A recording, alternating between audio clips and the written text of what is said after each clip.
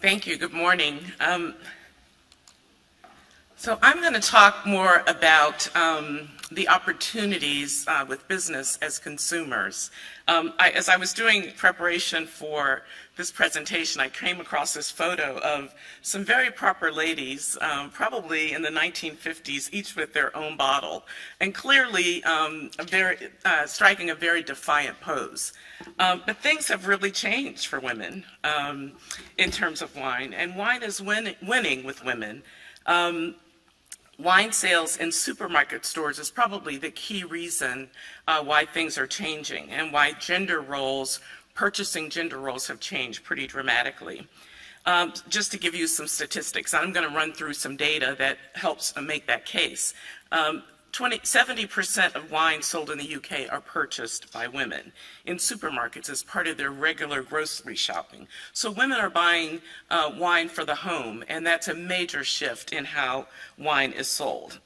Women account for 57% of wine volume in the US, but not only are they buying wine for the home in grocery stores, they're also buying wine in restaurants and in wine shops. So an Australian study reported that females purchase wine more often, spend disproportionately more, and buy more expensive wine than their male counterparts. This is really important. And beginning in 2009, women became core drinkers, what we call core drinkers, those who drink wine at least once a week.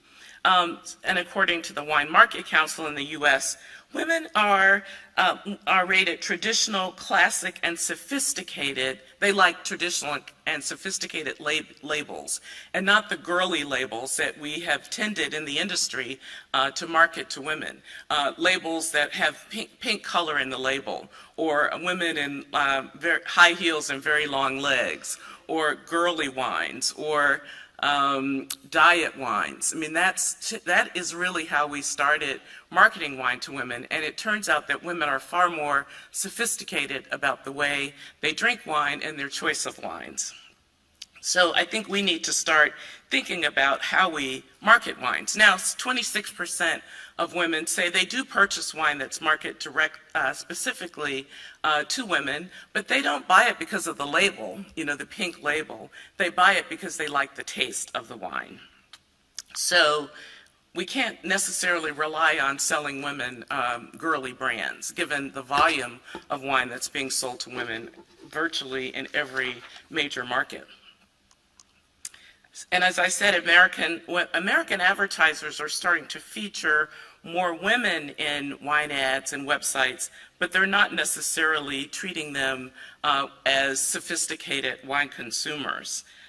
So I think we need to spend a lot more time focused on how do we market wines to women, and whether or not we should be distinguishing, making sort of separate categories of wine for women when women want to buy the same wines. I certainly want to buy the same wines and drink the same wines that you do. So nearly 1/5 of women are in the highly involved category, meaning they're very knowledgeable. In the United States, there are wine clubs in every major city where women come together socially to learn about wines. I started a group in Washington, D.C. It's called Fine Wine Divas. These are very professional women. They're lawyers. They are senior executives. They're very involved as leaders in community organizations. And they want to learn about good wines. They want to learn about wine regions, about grape varietals. They're not at all interested in girly wines or sweet wines necessarily, except maybe dessert wines. And they want to travel to wine regions. And that, I'm finding, is typical in many other major markets in the United States. These highly involved female wine drinkers are mostly older millennials, who tend to be urban, educated professionals, and generally more ethnically diverse than the typical female wine drinker, which is also an interesting new development. So how do we market? We don't market wines to women effectively, as I said. Men and women approach wine in very different ways. The collector profile is still predominantly male, although there are women who are collectors. Men tend to focus more on ratings, aging, type of oak used, technical details, whereas women want to know about value, they want to know about food pairing and taste. Women are more likely to buy a wine they've never tried before, but not necessarily from reading about it in a wine magazine. It's either because a friend recommended it, or a staff at a restaurant or a wine shop recommended it. So we need to approach our marketing of wine to women very differently from the way we do to men, but not necessarily in a way that degrades or demeans a woman's interest in wine or her interest in learning new wines. So the other interesting fact is women are more likely to purchase sustainably produced wines. Women want to learn cultural and environmental stories about the wine they drink. The Wine Market Council in the U.S.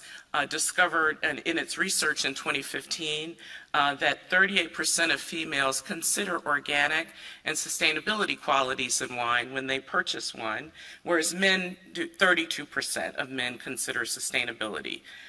When you look at younger millennials between 21 and 24, or maybe those are not, they're even younger than millennials, that number jumps to 51%, and they consider sustainability when purchasing a wine. This is a very important fact, I think, and certainly for New Zealand wines that are largely sustainable, and we're going to talk more about that later.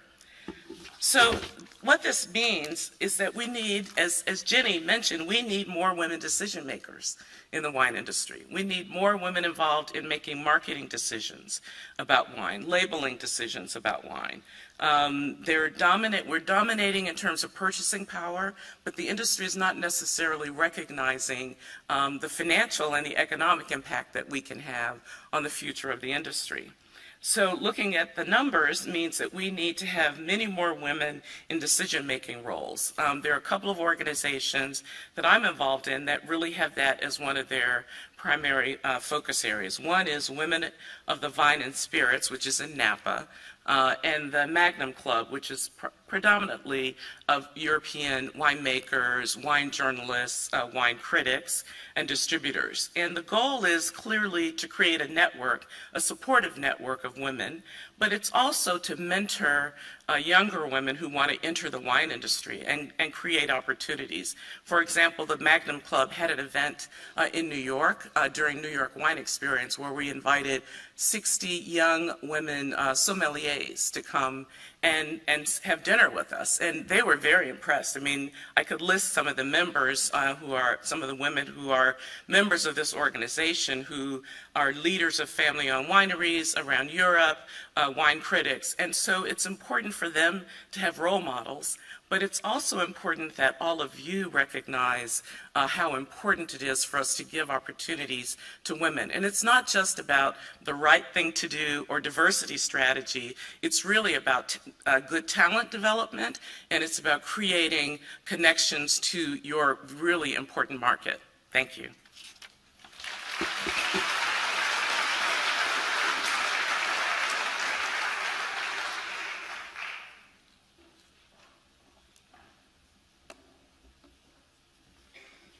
Thank you, Sandra. So I've invited Jenny back onto the stage as well, so we've got enough time just to get through some of these questions. So one of them, which has got quite a few likes here, is you highlight many issues. What steps do you suggest to make a cultural change? Before I let these two answer, I'm just going to shamelessly plug the Women in Wine initiative that New Zealand wine growers are running with at the moment. We've developed 5 short-term goals, which is about mentoring, building networks, providing education. If you want to find out more, all of that information is on our website, or come and have a chat with me or my colleague Salua, who's just sat down the front at some point during the rest of the conference, and we'll be happy to talk you through what we're trying to achieve. Other than that, I'll let these experts answer.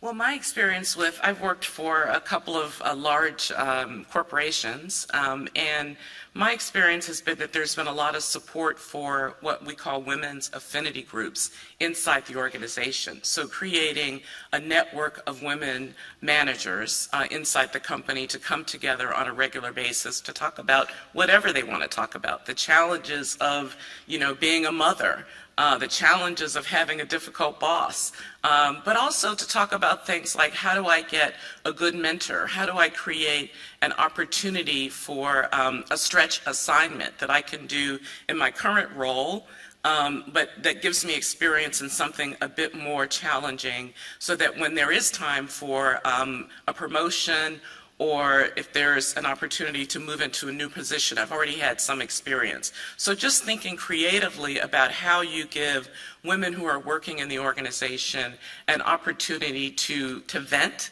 to come together with other women and share experiences and concerns, but also creating developmental opportunities. And it certainly has helped me in my career that I've been given opportunities to do assignments or projects that weren't necessarily part of my current work, but that exposed me to senior management and gave them an opportunity to see that I could do more than what they had me doing. So I think development, training, and of course, mentoring. So for the women, when we spoke the other night, I talked about finding a mentor. And it doesn't necessarily have to be a woman. Sometimes there isn't a senior woman in your organization who can mentor you, but a mentor who can give you a heads up about new jobs that are coming up, or to give you advice on maybe how you didn't appropriately speak up in a meeting, or how you spoke inappropriately in a meeting. I think we all need that kind of advice, and I encourage the women to seek mentors, and some of the bosses and managers in the room to seek out other women to mentor. I think it's really, excuse me, it's really important to acknowledge it's a workplace issue, therefore everyone gets involved. I think that's the one thing that there isn't enough of, communication to the general workforce, and that includes men, that men should be aware of their colleagues, that they should feel that they can talk in a more general atmosphere about these kind of things, especially when and it's come up in that research, that when you have wine events, those dinners and conferences and tastings and things, that women are often kind of singled out for some pretty nasty treatment. So a bit more collegiate, I suppose, is what I'm on about. Keep an eye on your colleagues and how they're going. I will say too that this has bigger implications. In Australia, as we have here, that you are getting more racially diverse in the pool of talent that you are looking to, and that these are issues that will come up again and again with racial discrimination as well as sexual. You also have within the male population huge questions about bullying. All of these, excuse me, all of these things can be talked about in the workplace, and there should be something in place from management down about how you deal with it and how you treat it.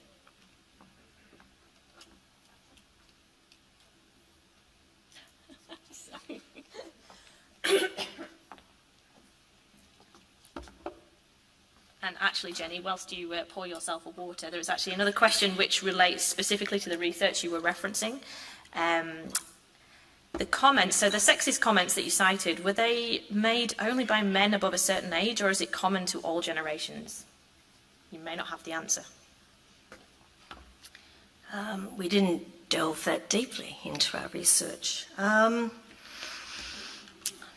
I got the impression, and I've got heaps that I could pull out for you, that these comments came from a lot of older men.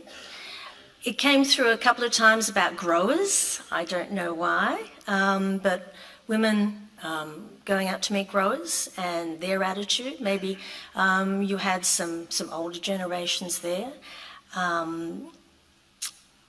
A lot of it was that your colleagues, and you get that in any industry, don't you, where your colleagues are trying to suss you out, see how strong you are, whether you can take a bit of stick. There was that too, I think. So yeah, it's I can't be very specific more than that, but I think we've all at some stage, male or female, experienced something like this.